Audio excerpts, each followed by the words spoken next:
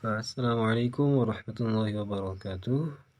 Alhamdulillahi rabbil alamin. Wassalatu wassalamu ala rasulillah wa ala alihi wa sahbihi ajma'in. Subhanaka la ilma lana illa ma 'allamtana innaka antal alimul hakim. Allahumma fa'na bima 'allamtana wa 'allimna ma yanfa'una wa zidna ilma.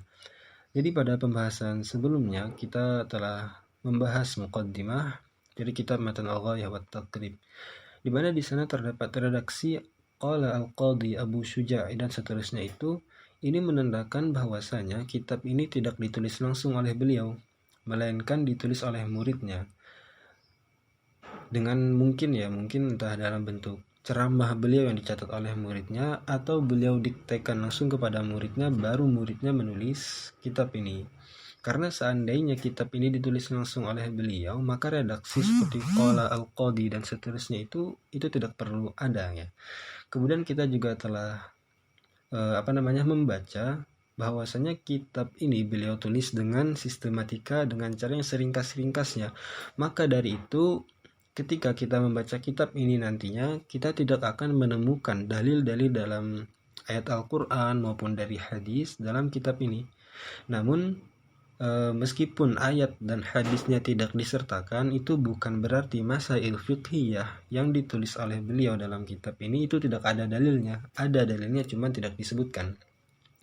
Ada satu karya dengan judul At-Tadhhib fi Adillati Matnil Ghayah wa Taqrib, karyanya Syekh Mustafa Dib Al-Bugha. Nah, beliau itu melakukan kajian mengenai dalil-dalil dari setiap masail fiqhiyah yang ditulis oleh Abu Syuja'. Nah, jadi kalau teman-teman mau mencari dalilnya, apa dalilnya dari yang ditulis oleh Abu Syuja', maka bisa merujuk ke kitab tersebut.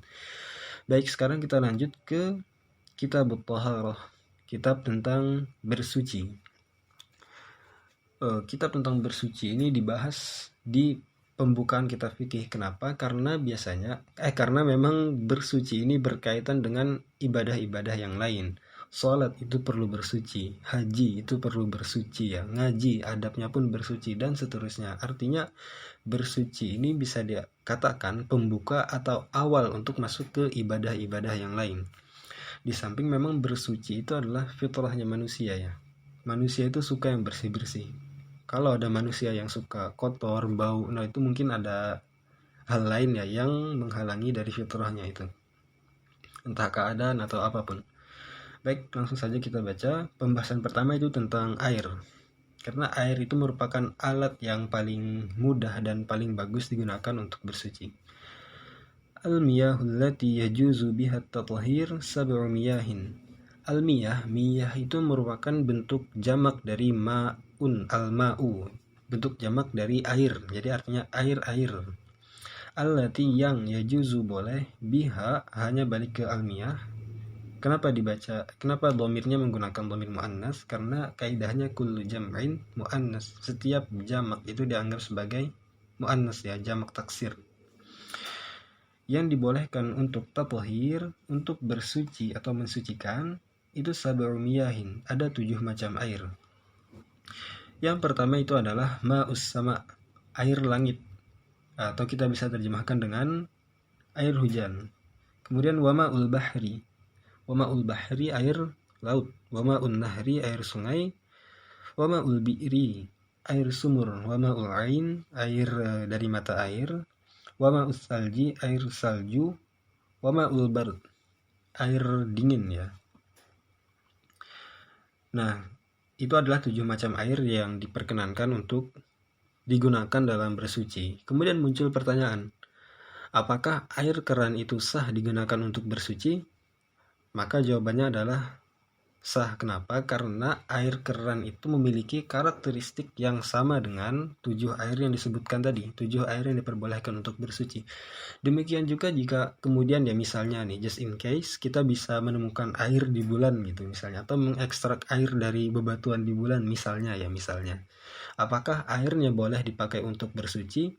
Jawabannya tergantung. Kalau airnya memiliki karakteristik yang sama dengan 7 air yang diperbolehkan untuk bersuci tadi, maka dia juga sah digunakan untuk bersuci. Baik, untuk kita lanjutkan.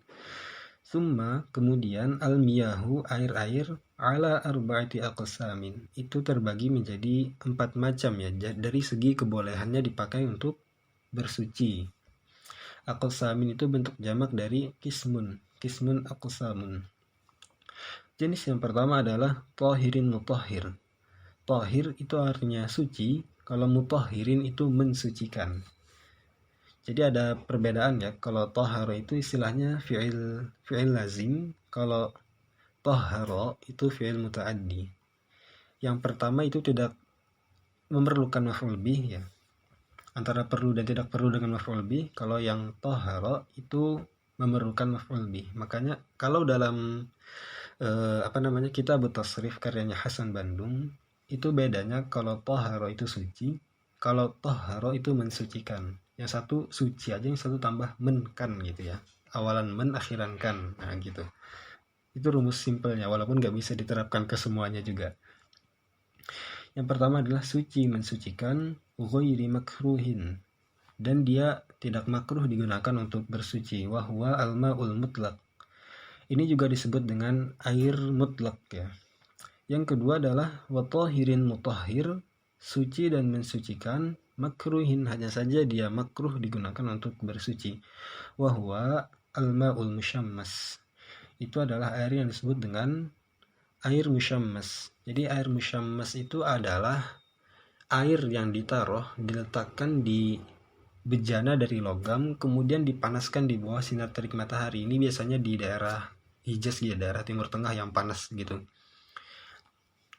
Ini tidak dalam kitab At-Tadhib pun tidak ditemukan ya dalil tentang kemakruhan ini. Hanya saja para ulama pada masa itu menganggap bahwasanya air musyammas ini bisa menyebabkan penyakit, khususnya penyakit kulit ya, maka dari itu dimakruhkan. Adapun jika seandainya ya penelitian zaman sekarang itu menunjukkan yang sebaliknya, artinya air musyammas itu tidak berbahaya, maka bisa saja kemakruhan itu hilang. Karena dalil kemakruhan yang kami temukan termasuk di dalam kitab At-Tadhib itu, kenapa air musyammas ini makruh itu karena air ini dianggap bisa menimbulkan penyakit kulit. Itu saja. Dalilnya tidak ditemukan oleh Syekh Mustafa di Al-Bugha.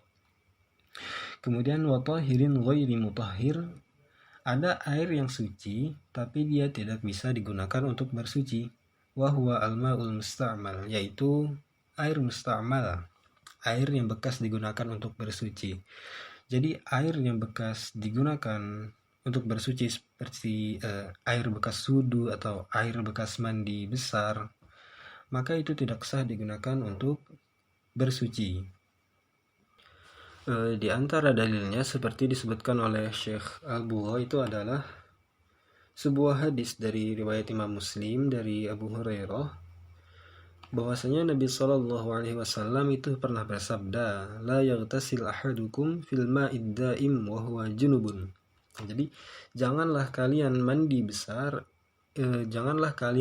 di dalam air yang menggenang sedangkan kalian itu dalam keadaan junub. Nah, kemudian para sahabat bertanya, wahai Abu Hurairah, kaifa yaf'al? Kemudian bagaimana kami seharusnya melakukannya gitu. Nah, kemudian dijawab oleh Abu Hurairah, ya tanawaluhu tanawulan, artinya diambil sedikit-sedikit, diciduk, atau mungkin kalau di konteks kita pakai gayung ya. Jadi jangan berendam di bak mandi kalau sedang dalam keadaan junub, karena nanti airnya memang tetap suci tapi tidak bisa digunakan untuk bersuci. Kemudian wal mutaghayyir bima khalatahu minat tahirat. Wal mutaghayyir berasal dari kata taghayyara, yataghayyaru, taghayyuran, artinya yang berubah. Yang airnya itu telah berubah bima, dengan sebab khalatahu minat tahirat, karena telah bercampur dengan benda-benda lain yang juga suci. Seperti air bercampur dengan susu, air bercampur dengan sirup, air bercampur dengan jus alpukat misalnya, dan semacamnya lah. Jadi air jika bercampur dengan sesuatu yang juga suci, namun kemudian merubah sifat awal air itu tadi, maka menjadikan air tersebut tidak bisa digunakan untuk bersuci, namun dia tetap suci. Kemudian jenis yang keempat, wama in najisin, dan air yang najis. Wahwa alladhi, dan dia itu adalah air yang halat. Halat itu apa namanya? Nuzul atau apa ya? Terletak atau yang jatuh. Nah, itu. Yang jatuh fihi di dalamnya najasatun. Yang jatuh di dalamnya berupa najis, wahwa dunal qullatain, sedangkan air itu kurang dari 2 qullah. Jadi dalam mazhab al-Imam Syafi'i, seandainya ya kita punya air segayung atau 1 ember yang tidak sampai 2 qullah, seandainya itu kemasukan najis, walaupun bau, rasa, dan warnanya tidak berubah, maka air itu telah berubah jadi air najis karena dia tidak sampai dengan 2 qullah. Wa huwa alladhi halat fihi najasatun wa huwa dunal qullatain, yaitu air yang kejatuhan najis atau kemasukan najis dan dia tidak sampai dengan 2 qullah. Au kana qullataini fataghayyar, atau kana apa namanya?